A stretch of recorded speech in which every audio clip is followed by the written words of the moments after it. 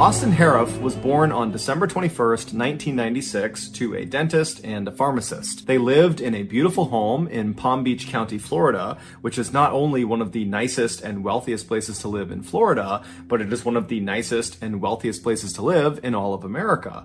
And that's why, as of 2021, there are 44 billionaires that call this paradise their home. In 2010, when Austin was 13 years old, his parents suddenly got divorced, and within the same calendar year, both of his parents had new girlfriends and boyfriends. Now, of course, this was a shock to Austin and to his 1 year younger sister, Haley, but they both relatively quickly adjusted to their new normal. And that was in large part because the kids didn't move out. They stayed in the family home with their mom, and their father, he did move out, but he moved into a home that was very close by. About a year after the divorce, Austin began high school, and immediately he excelled. He was placed into all advanced classes, and within these advanced classes, Austin was consistently at the top of his class. Austin was also a big athletic guy. He was about 6 feet tall and weighed about 200 pounds. And so naturally, he played football for all 4 years he was in high school. And for 1 year, his sophomore year, he also wrestled. But despite his size and willingness to play these very rough physical sports,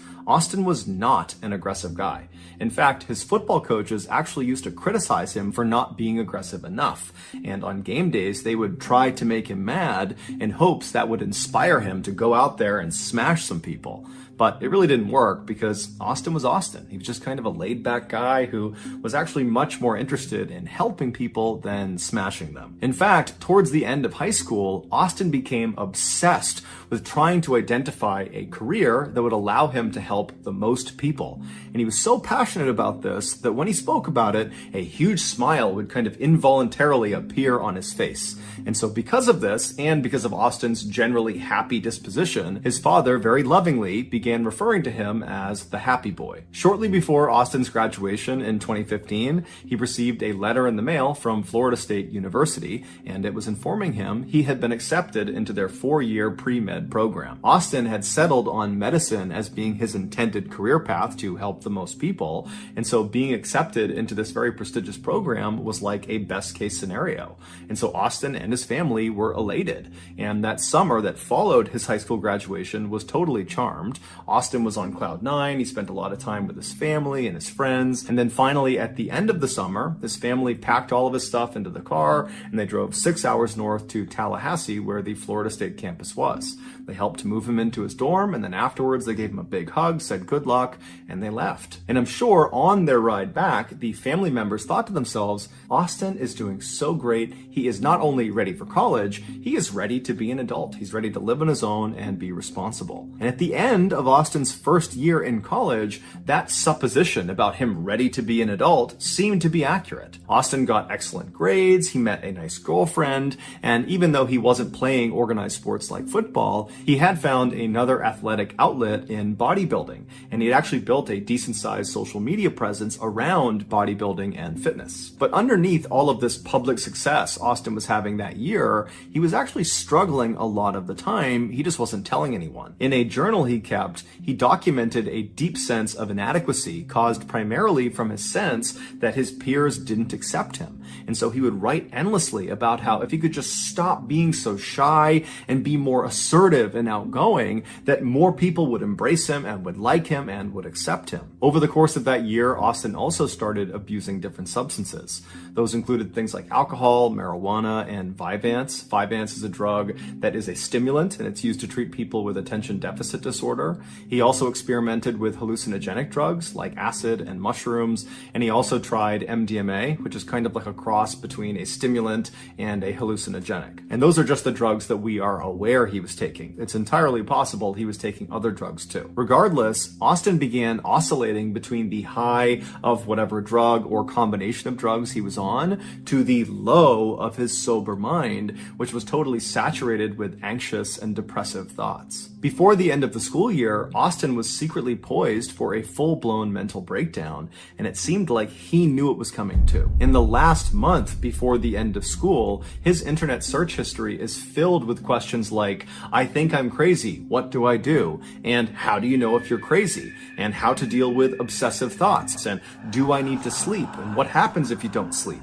it was clear he was starting to question his own sanity. When Austin finally returned back home from Florida State that summer, his family immediately noticed there was something wrong with Austin. Within a few days of being home, Austin had moved his bed from his bedroom down into the garage, claiming that the reason he did this was because the house was full of demons. At night, instead of sleeping, Austin would patrol the house. He would literally just walk all around the house all night, never stopping, and every 2 hours he would knock on the bedroom doors of his family members and loudly announce that he was guarding them from the demons in the house. Now, you can imagine how his family felt at the time. This was so unbelievably weird and totally out of character that they just didn't really know what to do. Even though it was obvious there was something wrong, they didn't jump into action. Instead, the only thing they did at first was to just start locking their bedroom doors at night to prevent Austin from coming inside during his nighttime patrols. But as the summer progressed and Austin continued to act totally weird with no explanation,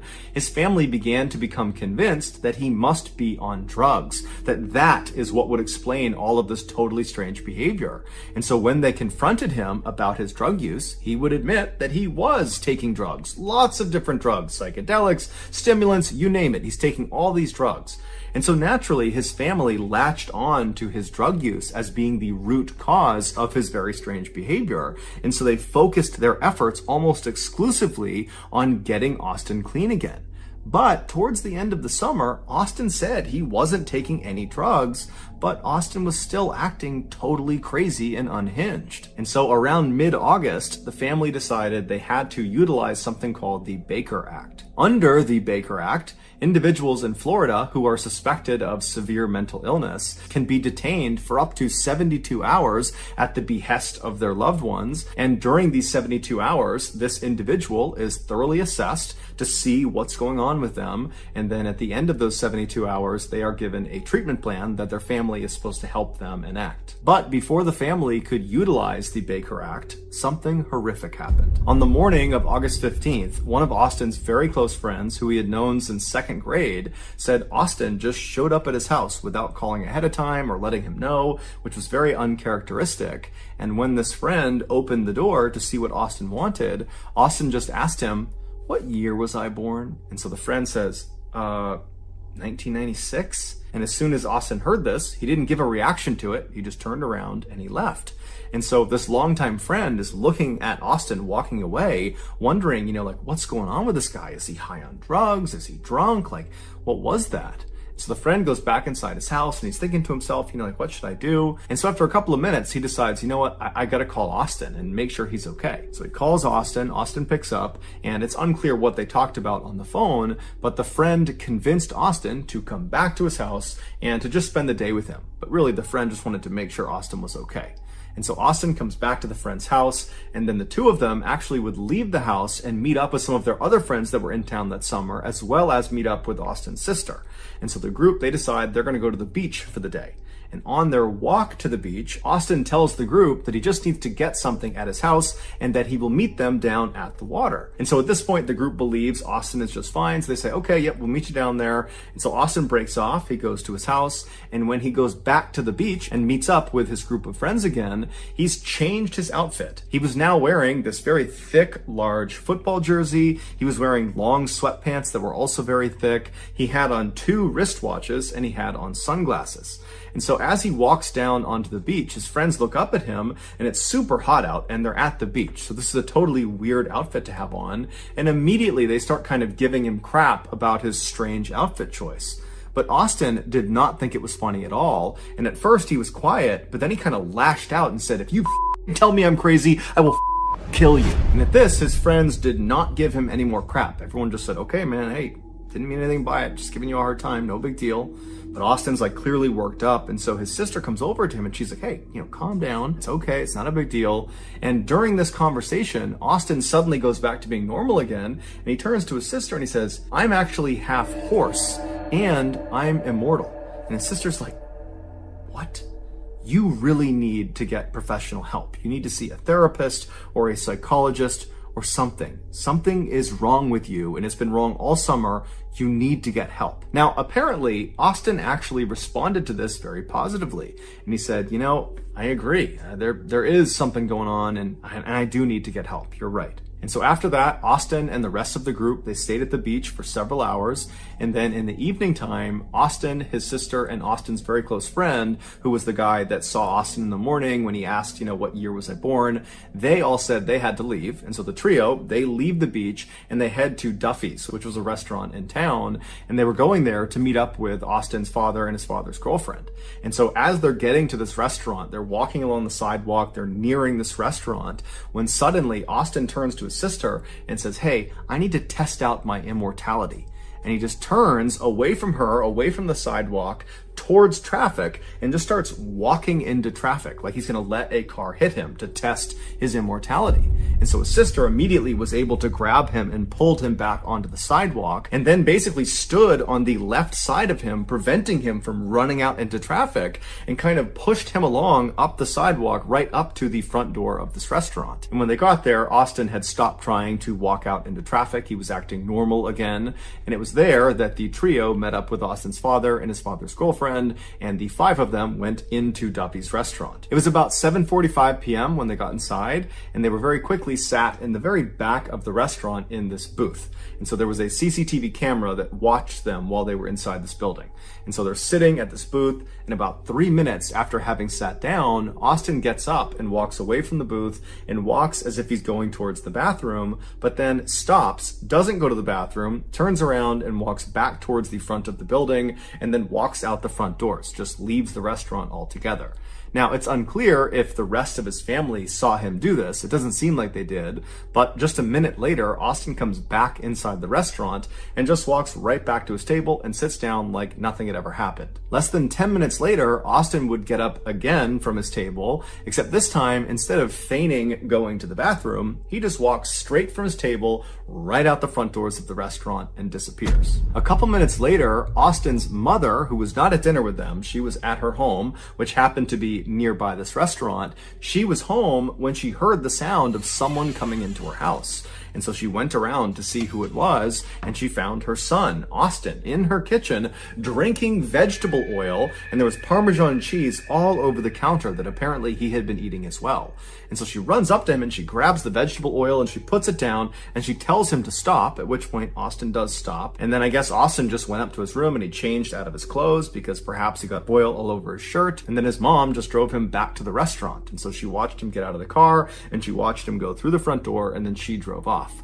And so about 30 minutes after he left that second time, Austin walks through the front doors of the restaurant. He's got a different shirt on, different hat on, and he just walks to the back of the restaurant where his sister, his friend, and his father's girlfriend are, and he sits down like nothing had ever happened. At first, it looks like everyone at the table is just silent. But then Austin's father very clearly says something to Austin, and it seems kind of hostile. And it would turn out Austin's father, who loved his son, was just totally at a loss for what to do with him. And he said to Austin when he sat back down, "What is wrong with you?" And at this, Austin just stands up and presses his father's face back up against his seat, kind of pinning him there. And then at some point, he just lets go, he leaves the booth, and he walks right out of the restaurant for a third time. Austin's friend, who was eating with them, he got up and kind of chased after Austin, but he was about 30 seconds behind him. And so by the time he got outside, he didn't know where Austin went. And so he quickly came back in the restaurant. He told the rest of the group he didn't know where Austin was. And so at this point, Austin's father's girlfriend would actually call the police and report Austin missing. They knew he was totally unhinged and they didn't know where he was going to go, if he was a threat to himself or someone else. And so they figured they should just tell the police and have the police go find him. About 4 miles away from this restaurant, 53-year-old Michelle Mishcon was sitting in her garage watching TV. Normally, she would be joined by her husband, 59-year-old John Stevens, but he was out walking their dog. So for the time being, Michelle was alone. The couple had been married for roughly 20 years. They had 3 kids together from previous previous marriages, and they were just totally in love with each other. That garage was like their happy place. That was basically like their living room. They loved having the door wide open so they could wave to neighbors and flag people down to have a drink with them or just chat with them. They were just known to be a very happy, loving couple that were fun to be around. And according to their kids, they had both recently retired. John retired from his landscaping company that he owned, and Michelle retired from her financial advisory job. And the two of them were apparently both just really excited about retirement life. They were excited to spend more time together and go out with their friends and go out fishing on their boat with their dog, and then also spend as much time as they could just lounging back in their garage. John and Michelle's neighbor across the street was a middle-aged man named Jeff Fisher. Jeff was fairly close with the couple. He would usually watch their dogs anytime they went away, and he would often go in their garage and have a drink and just kind of hang out with them. And so this particular night, he was over in his house and he was going to bed early. So he laid down in his bed, he's getting ready to go to sleep, when he hears some strange sounds coming from outside his window across the street over near John and Michelle's property. And so Jeff sits up in his bed and kind of strains his ears to see what it was that he heard. And as he's trying to listen for some faint sound, he suddenly hears a blood-curdling scream, a woman's scream, coming from across the street. And so Jeff instantly leapt into action. He jumped out of his bed, he ran downstairs, and he ran out his front door, and he looked across the street, and he saw this unknown man, some young man that was slamming the car door of Michelle's car that was parked in her driveway, and he begins walking up the driveway, and at the top of the driveway, Jeff sees Michelle is standing in the garage, and she looks totally terrified, and she's facing this unknown young man. And of course, this unknown young man was Austin Harris. Now, Jeff had no idea what was actually going on. All he knew was he heard this scream, which was probably Michelle, and he's looking out there and he's seeing a situation that just doesn't look good. And so instinctively, he decided he would just run across the street and make sure Michelle was okay. And if he had to, he would confront this unknown man, Austin. So Jeff begins running across his property, trying to get across the street to Michelle. But before he could even get across the street, he's looking up and he can see this guy, Austin, has grabbed Michelle and thrown her on the ground. And now he's on top of her and he's beating her. And so Jeff runs onto the driveway. And as he's going right up the driveway between the two cars that were parked there, Austin leaps off of Michelle. He turns around and he looks at Jeff and he says, "You don't want a part of this." And now Jeff, he's a pretty big guy. And so he's looking at Austin and he knows that if he doesn't do anything, this guy is just going to continue pummeling poor Michelle. And he had no idea where John was. And so he ran up and kind of lunged at Austin. And as he did that, Austin swung and he hit Jeff right across the side of the head. But Jeff took the hit. He didn't fall down. He grabbed Austin by the collar and threw him as hard as he could to the ground. And Austin, he hit the pavement hard, face first. And so Jeff is looking at this guy, kind of thinking he's not going to get up. But as he's assessing the situation, watching Austin stand back up again, Jeff suddenly feels a blinding pain in his face, in the side of his head, in his neck, on his back. And he looks down and he sees blood all over his arms. It's everywhere. He's covered in blood. It would turn out Austin was carrying a knife. And so when he punched Jeff, that knife went into his face, it cut the side of his head, it cut his neck, and it cut his back. He had 5 different puncture points from that one swing. And so Jeff believed at the time this was a potentially fatal wound. He was worried perhaps his jugular had been struck and he was bleeding to death. And he's seeing Austin stand back up, coming right after him with this knife. And so Jeff decides their only chance is for him to run and call the police. And so he runs into Michelle's property. He's thinking that he's kind of drawing this guy towards him away from Michelle. He runs into their property, kind of slams into all their doors. He goes out a back door and then he loops around the property and then he makes a run for it straight across the street to his house. Never once did he turn around to see if this guy was after him. He figured he was right behind him. He gets to his house, he runs inside, he locks the door, and then he calls 911. Police and medical. Young man beating up a woman across the street. Are either of them injured? Can you tell from where you are? Yes, there's a girl laying on the ground. He beat her up. I ran over there. I'm bleeding profusely here at the moment. Okay. I don't know what happened. Can you tell if she's conscious? No, it does not appear so, no. I've been stabbed in the back. I'm bleeding pretty bad. After the call is placed and Jeff is certain that help is on the way, he's barely conscious, but all he can remember thinking was, I hope this maniac, Austin, has abandoned his attack and just run off. Or I hope John has come outside and he's helping his wife. But unfortunately, all Jeff could hear was the sound of Austin across the street making these loud, animalistic grunting sounds. And at the same time, he hears the sound of someone screaming at the top of their lungs. He doesn't even know if it's one person, if it's two people, if it's male, if it's female. All he hears is screams and grunting sounds. And then seconds later, the police show up. The following narrative is the account of the second responding officer, who we'll just call Dan, and the first responding officer we'll just call Kristen. And so Dan, he comes flying down the street, he's got his sirens on, and he pulls in right behind Kristen's cop car, which is parked right out in front of John and Michelle's property. Kristen is already running up the driveway, her gun is out, she's getting ready to engage somebody at the top of the driveway. And so Dan, he hops out of his car, he's got his hand on his gun, and as he turns to run up the driveway, his view is obscured. There are two cars parked in the driveway, and so he can't see what's at the top of the driveway that Kristen is apparently getting ready to draw her gun on.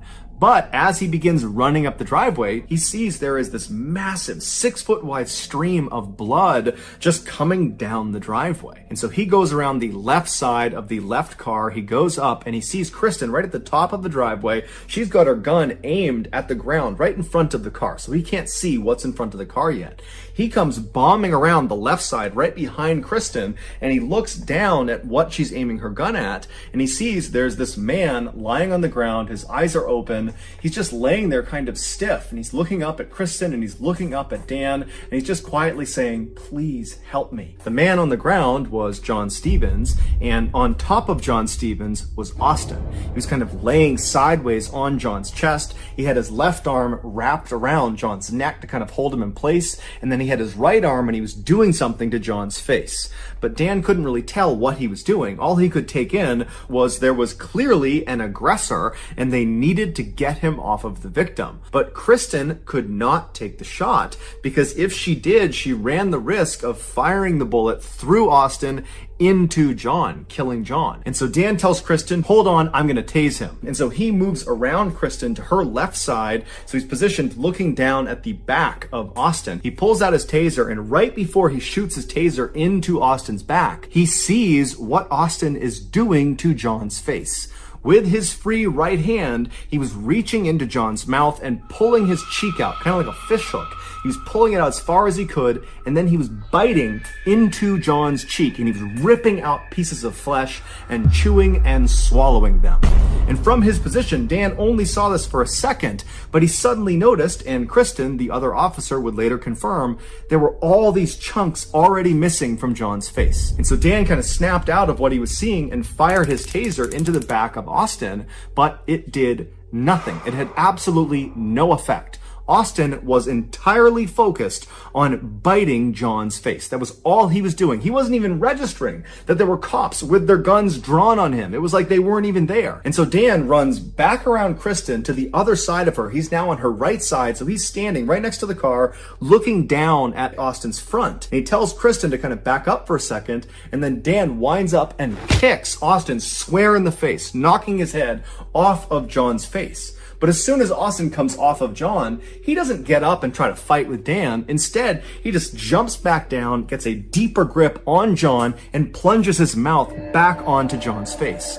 And so again, Dan winds up and boots Austin square in the face, knocking his head back. But again, he's totally unfazed. He doesn't want to attack the officers. He just wants to eat John's face. And so he goes right back down, gets a tighter grip. He goes back and he starts chewing on John's face again. And so Dan was just repeatedly kicking him in the face over and over and over again, right as another set of officers showed up, and they had a canine, they had a dog. And so they come flying up, they kind of see the situation, and Dan tells them, release the dog. And so sure enough, they release the canine. The canine clamps down on Austin's right arm, the arm that was fish hooking and kind of pulling John's face out. And the dog really got a good bite on his arm and yanked it away from John's face.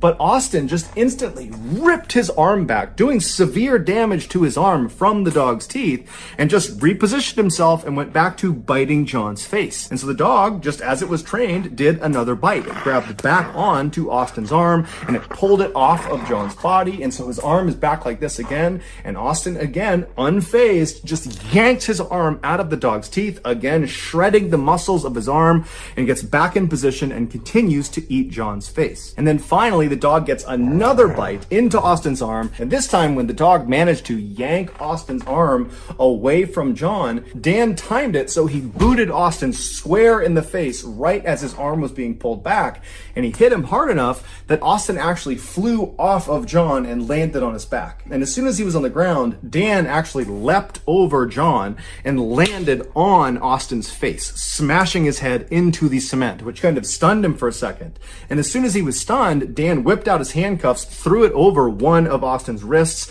and began pulling him by the handcuff up the driveway away from John. But as soon as he had some separation and Dan went to put the other handcuff on Austin, Austin began fighting back, and he looked up at Dan and he screamed, "Kill me! I'm eating humans! Kill me!" Dan didn't even know what to do, and so he's trying to put the other handcuff on him the whole time. Austin is screaming, "Kill me! Kill me!" And so other officers had to run in, and then finally, after 3 other officers came over, they were able to hold Austin down long enough to get both handcuffs on him. After Austin was finally restrained, the officers checked on the victims. They checked on Michelle, who was in the garage, and unfortunately, she was deceased. She had died from blunt force trauma. And John, even though he had been alive when the police first showed up, he had succumbed to the multitude of injuries he had sustained, from stabbings to beatings to having a portion of his face ripped off. It's believed after John came back from his walk, which would have been right after Jeff had been attacked and ran back to his house, John saw Austin in his garage attacking his wife,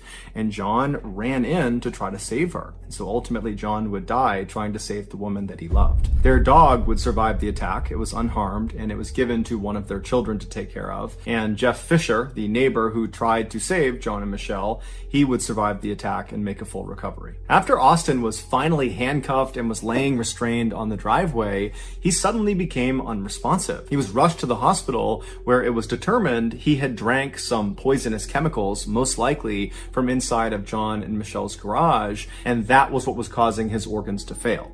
Ultimately, Austin would go into a coma for 11 days from whatever he ingested, but the doctors were able to save his life, and so he would come out of that coma and he would make a full physical recovery. It was initially assumed that because of Austin's drug abuse history, that he must have been on some drug when he perpetrated this heinous crime. It was speculated that he could have been on bath salts or flakka, which are these synthetic hallucinogenic drugs, which are very powerful, and at the time they were quite popular in Florida, and they'd caused some other users to go on these kind of wild, violent rampages. And so it seemed to make a lot of sense that he must have been on one of those.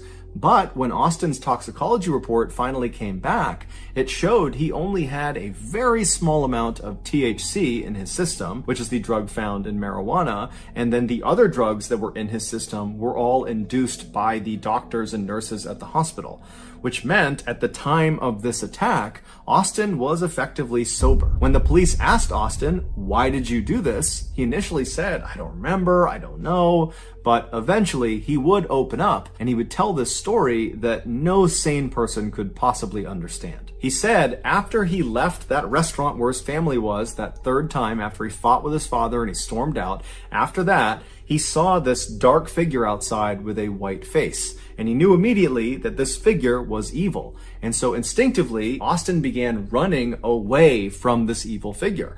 And so he ran about 4 miles into John and Michelle's neighborhood. And when he got to this neighborhood, a neighborhood he was not familiar with, that he didn't intend to go to on purpose, he just kind of wound up there, he said he saw this brightly lit up garage, and he ran up into it, believing he could enlist the help of the people inside of this house, and that they would help him defeat this evil figure that was lurking somewhere nearby. And And so he runs up into this garage, which happens to be John and Michelle's garage, and Michelle is in there. John is not. He's out for the walk with his dog, and Austin approaches her and tries to get her to help him, but he probably came off looking completely insane, and Michelle screamed. At which point, Austin said he believed Michelle was a witch, and so he pulled out his knife and he attacked her. And then after she fell to the ground, Austin said he drank a bottle of alcohol or something, which we now know was most likely very poisonous lawn chemicals that was just in the garage. After he drinks that bottle, he turns around and now he's looking out of the garage towards the street. And he said he saw this other figure in the doorway with a dog next to him. And then Austin said his mind just went blank. It's believed the figure he saw in the doorway was John Stevens returning from his walk, but we don't know for sure, and frankly, this story is pretty incoherent to begin with, because it doesn't account for the fact that before John came back, Austin had been grappling with Jeff Fisher and stabbing Jeff Fisher, the neighbor. But Austin would say he has no recollection of encountering Jeff Fisher, he has no recollection of John or what he looked like, and he certainly doesn't remember biting John's face, and he had no memory of any interactions with police. He said that basically he turned around, he sees this figure, this dog, and then his mind went blank, and then he woke up about 2 weeks later in the hospital. Now, when his story went public, a lot of people just were not willing to accept that story.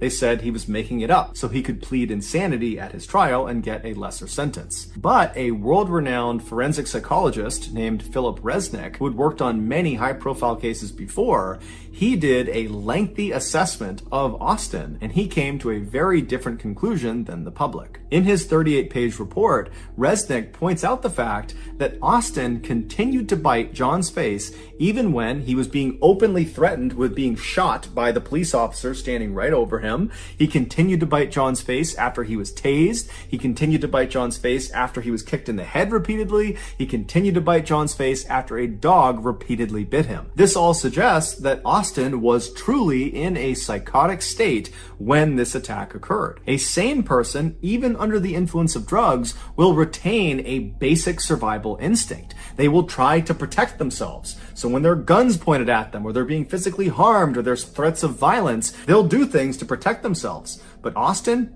didn't. It was like he had no idea about anything else except John's face. Resnick specified that the type of psychotic episode that Austin was suffering from on the night of the attack is something called clinical lycanthropy delusions. Clinical lycanthropy is a very rare occurrence where an individual believes they are no longer human. And almost always what they believe they are is something akin to a werewolf. And in Austin's case, it's not that hard to figure out why you might reach that type of conclusion. He had told his sister that he believed he was half horse, and then on a couple other occasions, he had told his other friends that he believed he was half dog. And then of course, on the night of the attack, after he killed Michelle, he pounced literally on John and began eating his face while making those loud animalistic grunting sounds. This is behavior that is certainly on par with what you would expect a werewolf to do in a movie.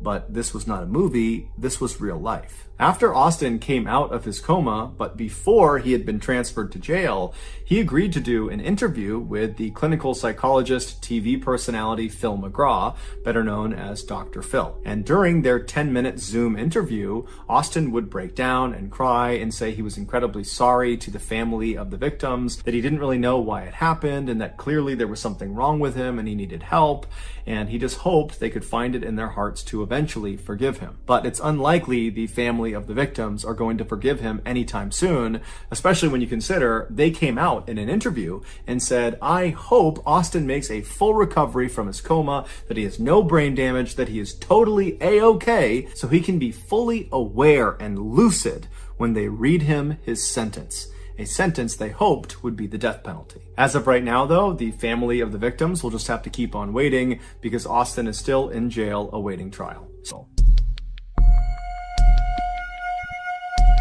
In the early 1950s, Harold Alexander, who was a young stonemason living in Hamburg, Germany, came in contact with an old man named George Reel. George was the leader of a small religious group called the Lorber Society. This group, which never had a large membership at any point in their short history, was rooted in the Christian faith, but their views were far more extreme than the average Christian congregation. For example, many Christians believe in the concept of self-denial, which in layman's terms terms, means to deny oneself some personal human pleasures, like certain sexual practices or the overindulgence of food or drinking, and all of this is done to gain favor with God. But George and the other members of the Lorber Society took this concept of self-denial to the extreme.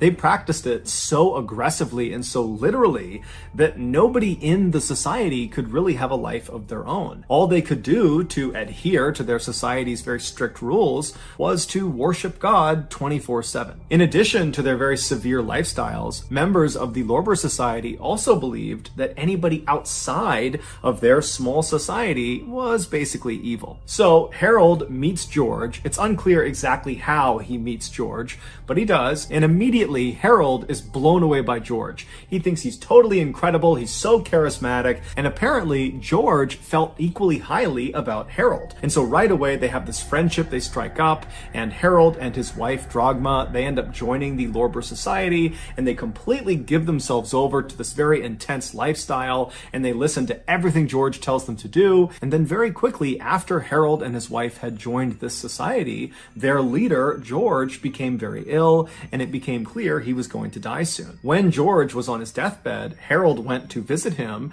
and after speaking with him privately in this room, Harold emerges and he tells his wife that George has told him that he is going to be the next leader of the Lorber Society once George passes away.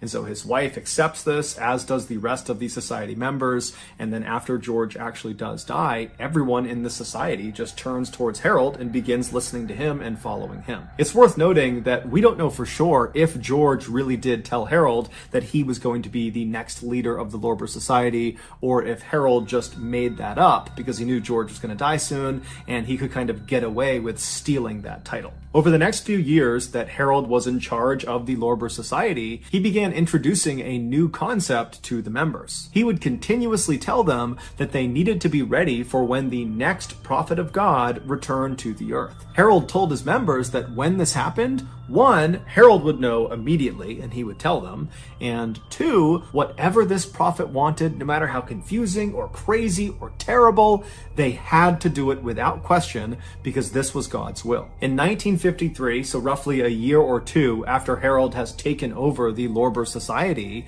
he and his wife, Drogma, have their second child. It's their first boy, and they name him Frank, and as soon as this child is born, Harold looks at him and determines that this boy, his son, is the prophet they have all been waiting for. And so he tells his wife and he tells the members of the Lorber Society that his son, Frank, is the prophet of God, and everyone across the board completely accepts it. As the prophet, Frank, grew up, he was shamelessly worshipped and waited on 24/7 by the members of the Lorber Society and his own family.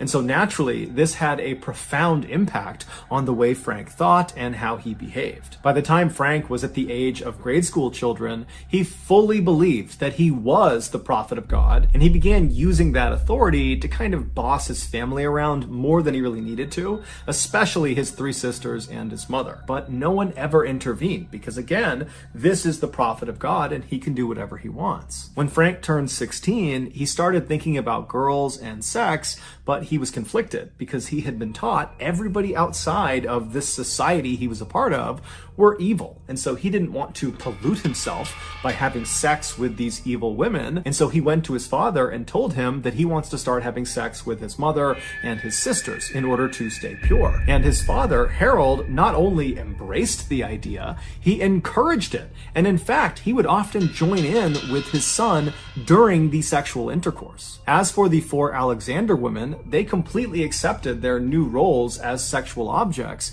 because they believed by doing whatever Frank the prophet wanted, they were serving God. Eventually, one of these sisters began talking to some of her very few friends at school about how she was kind of jealous of her other sisters for all the attention they were getting from Frank. And so the friends kind of picked up on this strange relationship between the siblings, and before long, rumors had started about there being some incestuous relations inside of this family, and those rumors eventually made their way to the parents of students, and then from the parents, that made its way to the police, and before long, Harold had discovered that the Hamburg police were about to launch an investigation into his family. And at the same time, Harold also discovered that members of the Lorber Society, they had heard about these incest rumors as well, and they had their own suspicions already, and they were not on board with incest. And so they were very clearly starting to distance themselves from Harold and his family. And so it was pretty clear to Harold that the writing was on the wall. He and his family were no longer welcome in Hamburg. And so he goes to the Lorber Society and kind of retires and says, I'm leaving. You need to find yourself a new leader of this society. And then he and his family completely broke ties with the Lorber Society. They left Hamburg and fled south to Santa Cruz, which is a city on the Canary Islands in Spain. And so they settle into this little apartment inside of this busy city, and very quickly they fell back into their old routines of constantly worshiping Frank, the prophet of God, despite the fact that they were no longer affiliated with the Lorber Society. And so their actions were now being driven by their own personal belief system. 10 months later, on December 22nd, 1970, a wealthy doctor named Walter Trankler was at his villa, which was located not far from where the Alexanders lived, when he heard a knock at his front door. When he opened the front door, he saw there were these two men who he didn't recognize, who were covered head to toe in what looked like mud. And at first, he was totally taken aback by their appearance and almost wanted to just shut the door. But in order to be polite, he kept the door slightly open and said, hey, how can I help you guys? And the two men would introduce themselves as Harold and Frank Alexander, and they were there to speak with one of their family members, Sabine. Sabine was one of Frank's two younger sisters, and she worked for the doctor as a housemaid. And so the doctor, he didn't know any of Sabine's family members, so he just kind of took their request at face value and said, hold on, let me go get her. And so he leaves the front door, he goes into the kitchen, and he finds Sabine, this 15-year-old girl, and he tells her that your father and your brother are waiting for you outside. They want to talk to you. And so Sabine, without saying a word, puts her knife and the food down. She walks out of the kitchen with the doctor, and as they're walking towards the front door, the doctor stops about 10 or 15 feet away from the front door to kind of allow Sabine to walk up and have a semi-private conversation with her relatives, although they're still inside of his house, so he didn't want to go too far. And so the doctor is standing maybe 15 feet away, wondering if he should just turn around or maybe just go into the other room to let them speak, when he overhears the father, Harold, say something truly horrific to his daughter.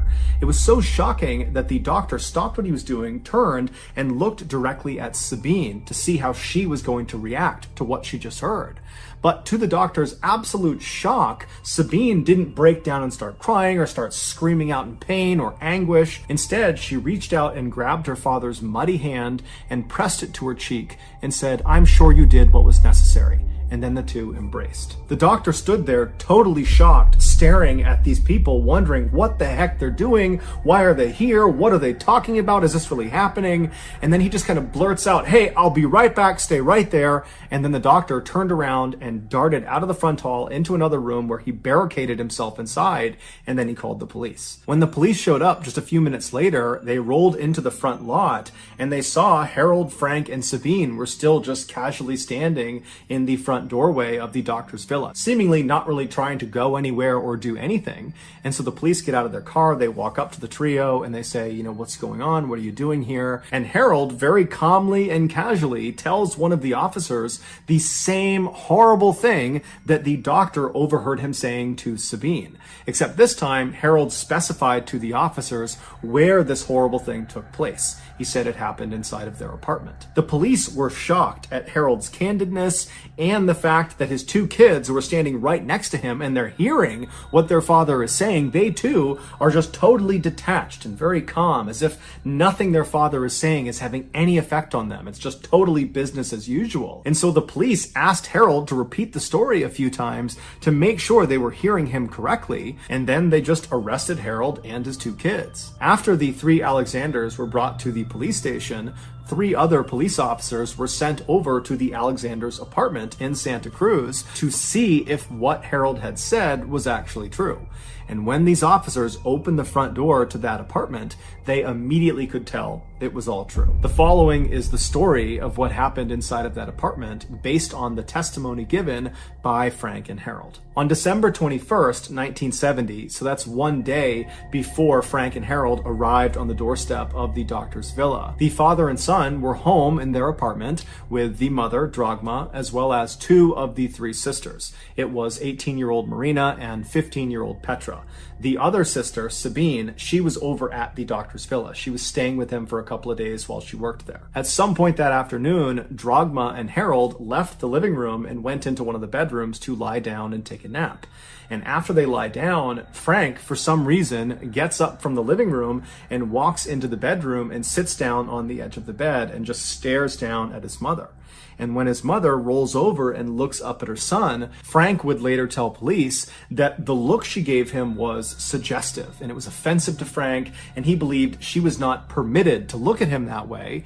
And so in this moment that she's looking at him, he said he instinctively knew that the killing hour was upon them. The killing hour was not a Lorber Society concept. It was something that Frank and most likely Harold had come up with, and the rest of the family, the mother and the 3 sisters, had totally accepted. According to Frank and Harold, women were impure, and the only way to purify them, i.e. send them to heaven and not hell, was to murder them. And so it was just fundamentally understood in the Alexander household that at some point Frank was going to declare that the killing hour was upon them, and when that happened, all the women in the household were told to stop what they were doing and wait for Frank to sacrifice them. Meaning, wait for Frank to ritualistically kill them. So after Frank has seen this offensive look on his mother's face, he now feels like the killing hour is upon them, and so he literally announces it to his mother and to his father, who's right next to her, and then Frank grabs a nearby wooden coat hanger and strikes his mother on the top of her head. Now, his mother, she's heard that the killing hour is upon them, and he's starting to beat her, and so what does she do? She follows the rules. She flips herself over onto her stomach, puts her hands down by her side, and lays flat and still so Frank can more easily kill her. And so Frank begins wailing on the back of his mother's head with this wooden coat hanger, while his father, Harold, excitedly leaps out of the bed, doesn't try to stop what's going on. He runs into the living room, and he begins very enthusiastically playing the organ. An organ is like a piano that's played a lot of times inside of Christian churches. And so with all this commotion going on in the house, the other 2 sisters that were there, Marina and Petra, they come out of their bedrooms into the living room. They see their father playing the organ, and they look into the bedroom where they hear all this noise, and it's Frank murdering their mother. And they're looking at this happening. They're not doing anything. They're just staring at it. And then their father says to them, "The killing hour is upon us. You need to get ready." And so the girls, when they hear this, they know the rules. And so they stop watching this attack, and they make their way over to the center of the living room, and they sit down cross-legged, and they begin to patiently wait their turn. After a while, Frank stopped beating his mother, who was now unconscious or perhaps even dead, and he walked out of the bedroom into the living room, where he saw his father on the organ, and he saw his 2 sisters sitting on the ground. And so without any hesitation, he walks over to Marina, the older one, the 18-year-old, and he begins hitting her on the top of the head until she slouches over onto the ground motionless. And then he turns to the younger one, Petra, the 15-year-old, and he does the same thing to her until she's laying on the ground motionless. After this, Frank stands up and he leaves the living room and goes into the kitchen, where he retrieves a small knife, pruning shears, and a hammer. At this point, it's likely that 1 or 2 of the Alexander women were still alive. And so Frank, he comes back into the living room with these tools in hand, and with the organs blaring in the background, he begins to systematically hack off the breasts and genitals of his 2 sisters and his mother. And apparently this was a very slow and physically difficult task, and so he and his father Harold began switching off. One person would be on the organs while the other was mutilating, and they would switch back and forth until all of the offending parts on these 3 women had been removed and nailed to the wall. The last mutilation this father and son committed was to cut the heart out of the mother, Drachma, and they wrapped it up in a cord and then nailed this cord to the wall as well. Then, with the 3 Alexander women either dead or close to death, the father and son began running around the apartment, yelling and singing and rejoicing. They were extremely proud of what they had just done. Later that night, they left the apartment and slept in another property that they owned, and then the following day, December 22nd, they went to the doctor's villa to tell Sabine the good news. And so they knock on the door, the doctor answers, he goes back and gets Sabine. Sabine walks up, and Harold, her father, says to her, "Sabine, we wanted to tell you right away that Frank and I have just finished killing your mother and your sisters." To which Sabine walks up to him, takes her father's hand, presses it to her cheek, and says, "I'm sure you did what was necessary." This, of course, is what the doctor saw and overheard that was so horrible and prompted him to call the police. It was also the moment when he realized that was not mud all over these 2 men. That was their family members' blood. Psychiatrists would ultimately determine that Frank and Harold were not mentally fit to stand trial, and so they were both committed to an asylum for the criminally insane. Both men never showed any remorse or regret about what they had done. In fact, they continued to justify their actions by saying, because of them, these 3 women got to go to heaven. As for the one surviving daughter, Sabine, she pleaded with authorities to let her go live with her brother and her father in this asylum, but they rejected this request and sent her to live in a convent, which is a building that nuns live in, and no one really knows what happened to her after that. Shockingly, in 1990, so roughly 20 years after Frank and Harold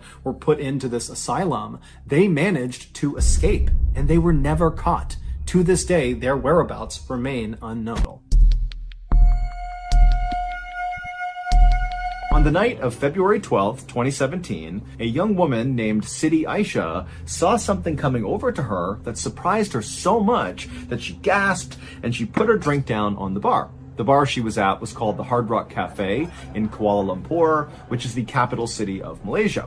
This night for Sidi had already been one of the best in recent memory, but now it was getting even better because a waitress was walking over to her carrying a birthday cake with a candle lit in the middle, and Sidi knew it was for her. So she stepped forward kind of bashfully, and all of Sidi's friends who were there with her kind of formed up around her, and as the waitress came over to Sidi, the friends all immediately began singing happy birthday to Sidi. It was Sidi's 25th birthday, and she could not believe how far she had come.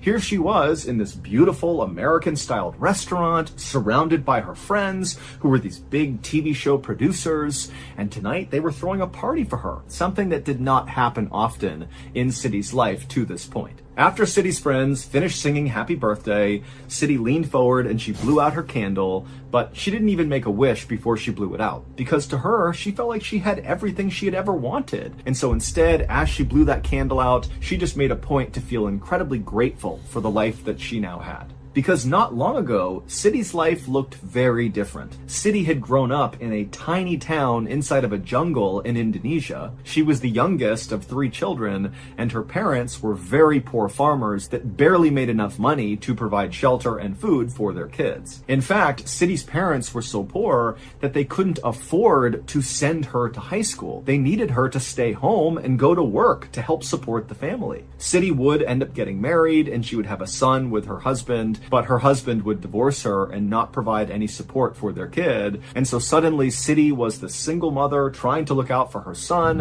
while also trying to provide for her parents and her other siblings. And eventually it became so difficult to find enough work to provide for all these people that Sidi was forced to go abroad and look for work elsewhere outside of Indonesia, which meant she had to leave behind not only her parents and siblings, but also her son. Her son had to stay with her parents. Sidi would ultimately find work as a masseuse in a hotel in Malaysia called the Flamingo. Now, Sidi really did not like this work at all, but it paid well enough and she needed the money badly enough that she decided to just keep on doing it. Sometimes City, like a lot of the other girls that she worked with at the hotel, would daydream about being discovered as a model or a singer or an actress and getting taken away from this life to a life of luxury and wealth and leisure. But City never really expected that to happen. Next to City at the bar was her producer, whose name was James. And James had his arm around her, and he suddenly flashed her his cell phone, and he kind of pointed to the screen. And City looked at it, and she saw there was a text message from someone, but it was in a language that she didn't recognize. And she asked James, what is that? And James grinned at her and said, "This is my boss telling me that you are already a superstar in Korea." And when City heard this, she was totally embarrassed, but also really excited. City had met James about a month ago in January of 2017 when City and some of her friends from the hotel had decided to go out for the night. Now, City very rarely went out. She basically worked and slept and then sent home her money to her family. But for whatever reason, she had been convinced by her friends to go out and have a good time. And so she was all dolled up, and she and her friends were standing in line to get into a bar when a very handsome man wearing a suit, James, walked up to City and said, "Have you done any acting?" And City, wearing her best clothes with her friends, she suddenly felt bold, and she told this guy, who she didn't know, that, "No, I haven't, but I'd like to try." And so James asked her if she'd come with him, and she said okay. And they went to this cafe, and they sat down, got coffees, and James explained to City who he was. And he told her he was a Japanese television producer who specialized in hidden camera prank videos. And he needed actresses to put on pretty clothes and pull pranks on unsuspecting people on camera. City had initially been very skeptical of James and this proposition, but at the same time, back then, prank videos were all the rage on YouTube, they were on mainstream TV, they were everywhere, and City knew that, but she had never thought about being in one. She just sometimes liked to watch them. But James would tell her, "This is really easy work, and you'll get paid well for it." And so City had ultimately said, "Okay, yeah, I'll do it with you." And after she said yes, her life had been a whirlwind. No longer was she a masseuse at a hotel, but instead, she was like a celebrity, flying all over the country, filming all these prank videos, and James's bosses were so pumped, they kept messaging him, telling him how amazing she was, and how every video she was doing was outperforming anything they hoped it could do. I mean, everything was going perfectly. City took a few more bites of her birthday cake, and then she checked her watch and saw it was almost 10 p.m., which for James and her other friends might be early, but for City, that was pretty late. Plus, she had already had a lot of alcohol that night, and so that was making her more tired. And so she told James and the others she was going to leave. She thanked them for the party, and then she headed out and went to her hotel. As soon as City was in her room, she immediately called her mother. City and her mom talked all the time, sometimes multiple times a day, and this night, City just really missed her mom, and she really missed her son. And as soon as she called her mom picked up, and they chatted for a bit, and City told her all about how she'd had this amazing birthday party, and how excited she was about the next day, because they were shooting a really big prank. It was going to be their biggest one yet, and it would have the biggest payout of any of the videos she had done so far. This one, tomorrow, was going to pay her $100 US.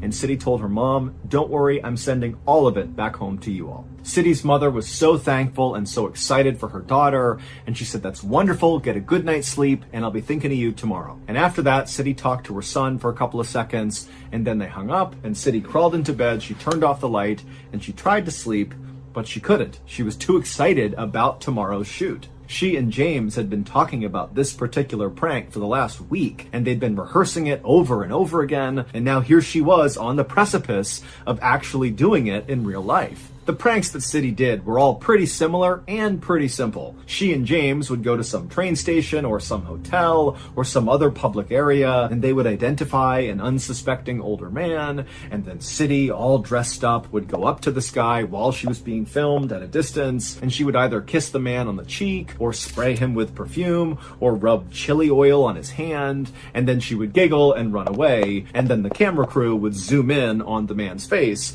as he's kind of bewildered and trying to figure out why that had just happened. But tomorrow's prank, even though it was pretty similar to the ones she had done, it would be the first time she'd be working with another actor. In fact, two other actors. One of the actors was a woman who would be doing the pranking with City, and then their target, the unsuspecting man, was also an actor. James and the Japanese television production company had insisted that for this prank to work, this guy really did need to be in on it. City had already met and rehearsed a couple of times with the other woman who she'd be doing this prank with, but she had not met the third actor, the unsuspecting man, yet. She'd be meeting him the next day, actually during the prank. City would eventually fall asleep that night, and then her alarm would go off fairly early the next morning, and when it did, City immediately got out of bed and she got dressed in a dark form-fitting outfit. She put on some red lipstick, and then she hustled out of her room, downstairs, and out of the hotel to meet James, the woman actress she'd be working with that day, and the other producers who were involved in the production. Then, as a big group, they hopped in a cab and went to the international airport where this big prank was going to take place.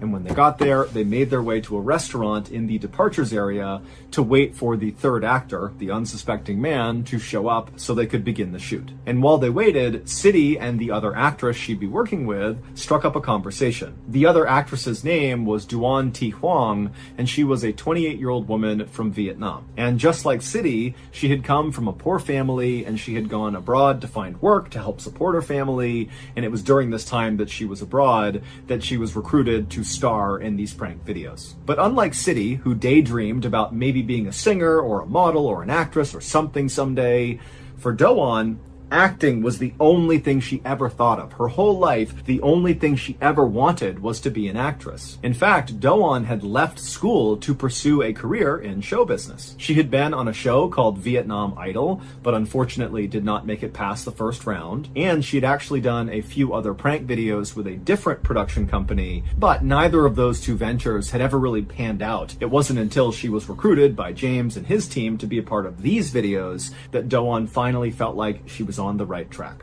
And as they talked, City couldn't help but feel like Doan was just a little bit weird. She did like Doan, she had no issues with her, but Doan had chose to wear for this big shoot today a very childish outfit. Instead of wearing something similar to what City had on, which City imagined she would be, Doan was wearing this weird childish looking t-shirt that just said LOL on it, and she was carrying around with her everywhere this huge oversized teddy bear. But City just chalked it up to, maybe James and the other producers told Doan to dress this way, and that's why. The group took their time at breakfast inside of this restaurant, just waiting for this third actor to show up. And finally, at 9 a.m., so after an hour of just sitting there, one of the producers actually said, "Hey, there he is right there." And so City and Doan and James, they looked out into the very crowded area, and sure enough, where the producer was pointing was this guy who looked exactly like all of their other victims. He was this middle-aged, stocky guy carrying a briefcase who totally blended in with the hundreds of other people out there. And the producers told City and Doan that it looked like this actor had already begun the scene. He was already heading over to the self-check-in kiosk, which was like the start of this prank. And so they told City and Doan, go, start the prank. And so City grabbed the perfume that she was given to spray in this guy's face, and the producers rushed to rub this oil on Doan's hands, along with give her a wet cloth, because that was what she was going to need for her side of this prank. And then City and Doan stood up and began making their way out into the very crowded terminal. And as she walked, City couldn't help but feel very nervous, because she knew this was her big chance to show James and the other producers that she could work well with other actors, and that she could do a fairly complex prank. City and Doan made their way right behind the third actor, and as he continued to punch the screen of the self-serve kiosk, the two women split up, just like they had rehearsed. City walked around the man and got on the backside of this kiosk, basically looking at the man who was looking down at the computer screen, and Doan stayed where she was. And then Doan looked up at City and nodded, which was the signal, at which point City rushed forward right in front of this guy, who looked up and acted surprised, and then Doan ran up behind him and grabbed his face and rubbed her hands and that wet cloth all over his face. And then City, as soon as that was happening, sprayed the perfume on the guy's face as well, and then the two women kind of giggled and said sorry, and then walked away in separate directions. As City walked to the bathroom to wash the perfume off her hands, she was very conscious of the fact that she was still very likely being filmed, and so she checked her hair a couple of times and made sure her clothes were just right, and then she disappeared into the bathroom, she washed her hands, and then she looked up at the mirror and she smiled, because she knew she had nailed this prank and she was going to be a star.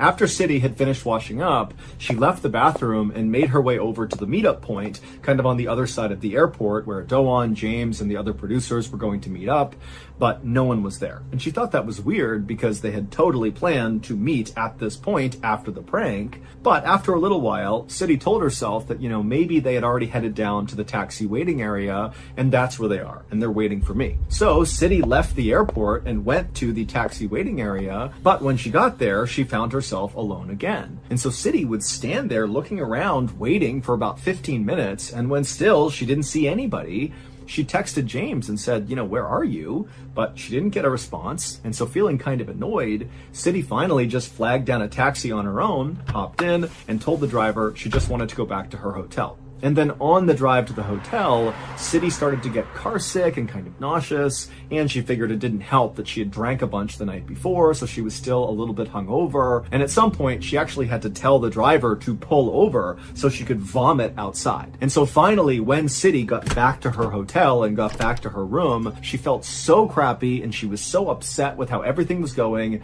that she didn't even bother to get undressed. She just jumped into her bed and fell asleep. City would sleep for several hours, and when she woke up again, she still felt totally hungover and gross, and she rolled over and checked her phone, expecting to see a message from James explaining why they had ditched her after the prank, but there was no messages or phone calls from anyone. And so City was totally annoyed and frustrated, but just couldn't deal with this right now. And so she put her phone down and fell asleep for the rest of the night. The next morning, when City woke up, she felt like a brand new person. She was not hungover anymore. She rolled over and grabbed her phone, again expecting to see a message from James or someone. There wasn't anything, and so she called James. But as soon as she called him, she could tell his phone was now off. And so suddenly, City thought to herself, wait a minute, did the prank go badly? Did I do something wrong? Is that why they're ignoring me? And then also City thought to herself, am I still going to get paid for this prank? I told my family I was sending them $100. All day that day, City would sit on her bed in the hotel and call and text James. But James never got back to her. And City did not have the contact info for the other actors or the other producers. And so she was just totally stuck, not really sure what to do. And she just couldn't understand it. I mean, even if it had gone really badly, if she had blown that prank for some reason, she had spent the past 4 weeks with these people, specifically James, flying all over the country with him, going to dinners with him. He had thrown her a birthday party. They had all these long conversations about life. What could she have possibly done that would warrant this kind of treatment? And so by the end of that day, when still City had heard nothing, she just felt totally heartbroken and embarrassed and decided, you know what? I'm done with those people. Tomorrow, I'm going home to my family. And sure enough, the next day, City got up, she grabbed her things, she checked out of the hotel, she headed to the airport to fly back home. But as she was going through security, she heard all this commotion behind her, and she turned and she saw 6 heavily armed police officers sprinting in her direction. And so instinctively, City tried to get out of the way to let them run past her, but instead of the men running past her, they ran right up to her, grabbed her, flipped her around, and put her under arrest. And immediately, City's like, oh my goodness, this is what's been going on. They've been ghosting me for 2 days here because they were setting me up for another prank. I'm part of the prank now. James must be nearby filming, and they've sent these fake police officers to arrest me. And so this is all going to be on the show. And so feeling totally relieved, City began to laugh and said to one of the officers, oh, so this is a prank, huh? And the officer was like, no, this is real. You are under arrest. And when he told her what she was being arrested for, City nearly fainted. Here's what really happened during City's last big prank. After City and Doan had run up on the third actor and Doan rubbed that towel on his face and then City sprayed him with perfume, the 2 women had then disappeared into the crowd, and then the third actor just stood there staring blankly. And then he had kind of stumbled away from the kiosk over to a receptionist where he told her that he was feeling really dizzy. The receptionist could tell this guy definitely needed help. He was unsteady on his feet, face was all wet, and he was speaking kind of frantically. And so she grabbed a few employees of the airport, and they clustered around him and began walking him to the medical clinic that was in the airport. And as they escorted him to this clinic, the man began saying he was in so much pain, and he kept walking slower and slower. And then finally, when they actually got him inside this clinic, just a couple of minutes later, he was on the ground having a seizure. Immediately, the medical staff rushed to the man's aid, and they injected him with a medicine to stop the seizure. And then with the help of airport staff, they lifted him up, put him on a stretcher, and then rushed him to an ambulance that was supposed to take him to the hospital. But he would die on the way there. City and Do-won had no idea this had happened to the third actor after the prank. The two women had gone into separate bathrooms and then basically just missed each other. They came out staggered to the meeting point and they didn't see anyone. They both went down to the taxi waiting area thinking that's where everyone had gone. And again, City and Do-won just didn't see each other, and they both got in their own taxis and went back to their own hotels. As for James and the other producers, the reason they were absent after this prank had ended is because they planned to be absent after this prank. As soon as they saw City and Do-won pulling off this prank successfully, they all got up from that restaurant and promptly rushed to board planes that would take them out of the country. Because James and these other producers were not really producers. They didn't have a prank show. It was all a charade.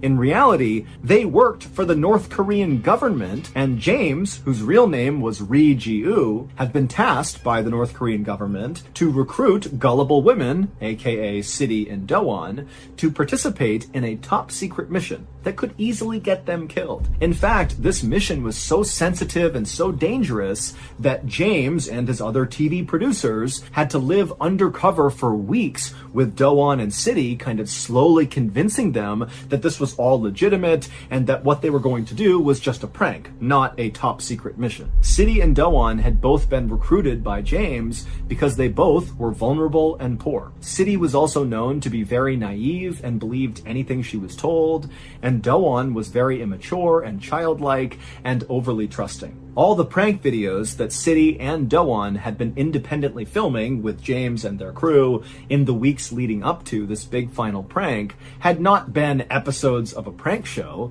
They were actually doing pranks on actual unsuspecting people, but it was all rehearsals. James and his crew wanted to make sure that City and Do-won, one, thought this really was a prank show, and two, that they were able to actually do the prank, that they wouldn't chicken out at the end. And on the morning of February 12th, 2017, the day of the big prank, which in reality was the big secret mission, the perfume that City was given was not really perfume, and the oil that was rubbed on Do-won's hands was not really oil. They were the ingredients for a deadly nerve gas called VX. Now, separately, these ingredients would not have harmed either of these two women. But when you combine those ingredients, that's when it turns into a deadly poison. And so that was why City and Do-won had been told to do this prank together, because James and his crew needed them to mix the VX gas on their target's face. And the target was not an actor. His name was Kim Jong-nam, and he had no idea what was going on when City and Do-won touched his face and sprayed him with perfume, but he was dead within 20 minutes. And his death would have been exceptionally painful. It would turn out City and Do-won had been tricked into participating in one of the biggest political assassinations in recent history, because Kim Jong-nam, the target, was actually the exiled brother of the leader of North Korea, Kim Jong-un. And it's widely believed that Kim Jong-un is the one who actually authorized this assassination. Both City and Do-won were initially charged with murder in Malaysia, which comes with an automatic death sentence, but those charges were quickly dropped when it was discovered that these two women were clearly victims as well. Surveillance video at the airport shows City and Do-won handling the extremely deadly nerve agent ingredients so casually, and then after they pulled off their prank, which meant they now had VX gas on their hands, they casually were touching their hair and touching their clothes. It's obvious they have no idea what they're doing. The sickness that City started to feel after the prank was not a hangover. Those were symptoms of VX gas poisoning. It just wasn't enough to kill her. Neither James nor any of the other TV producers has ever been arrested, and to this day, North Korea still says they had nothing to do with this assassination.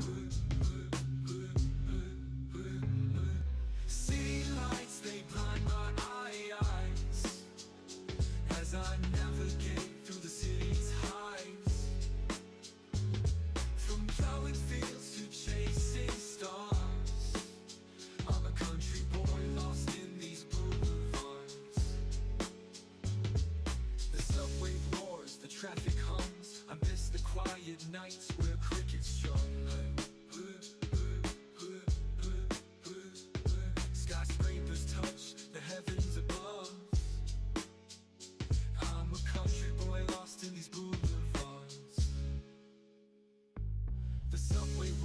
the traffic hums. I miss the quiet nights where crickets strum.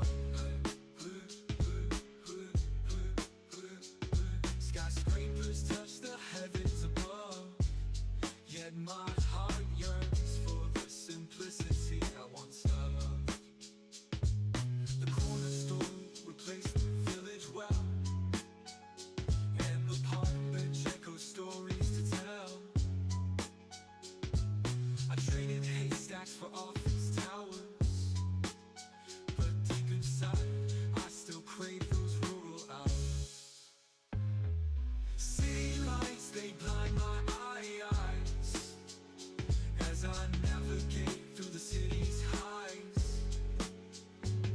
From plowing fields to chasing stars, I'm a country boy lost in these boulevards.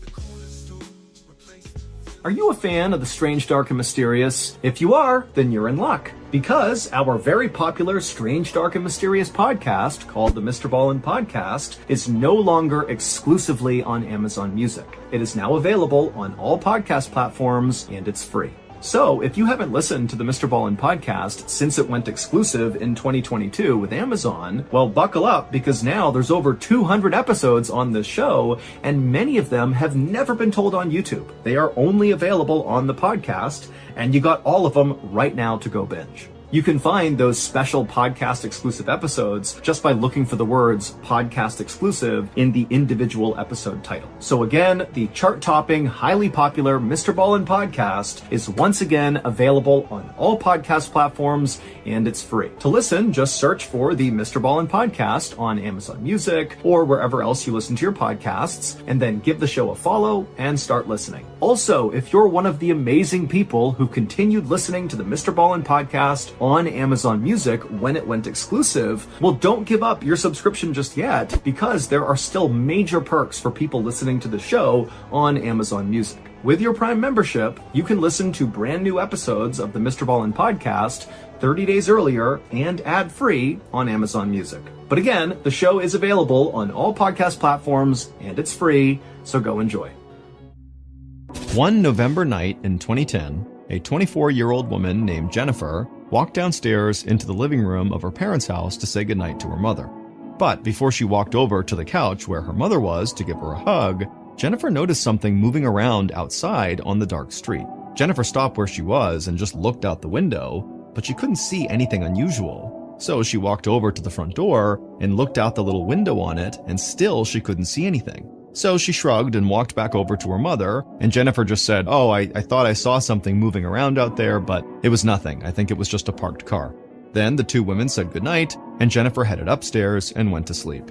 But it would turn out there actually was something moving around outside the house that night that shouldn't have been there. And about 30 minutes after Jennifer had shrugged it off and gone upstairs, that thing had made its way across the street, up the stairs, and into their house, right up to Jennifer's room. So that's going to do it. If you got something out of today's episode, be sure to check out our podcast called the MrBallen Podcast, where we have literally hundreds more stories just like this one, many of which are only available on the podcast, not on YouTube. Again, it's called the MrBallen Podcast, and it's available exclusively on Amazon Music.